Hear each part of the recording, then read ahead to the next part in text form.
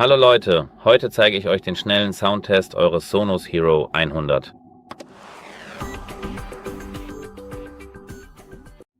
Die Musik wird über Apple Music mit der bestmöglichen verlustfreien Audioqualität abgespielt, die diese App bietet. Ihr seid jetzt verbunden, wie ihr sehen könnt. Los geht's!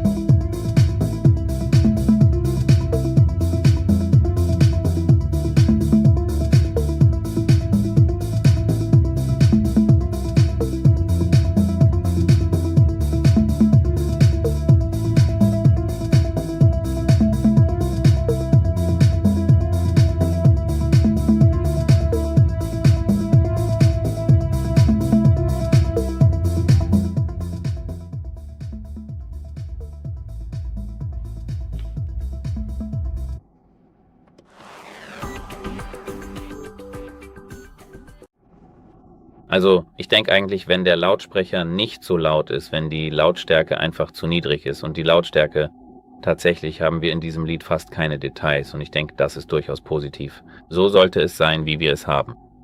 Je niedriger die Lautstärke, desto mehr Details sollten hier zu hören sein und je höher die Lautstärke, desto weniger Details. Hier ist das genaue Gegenteil davon.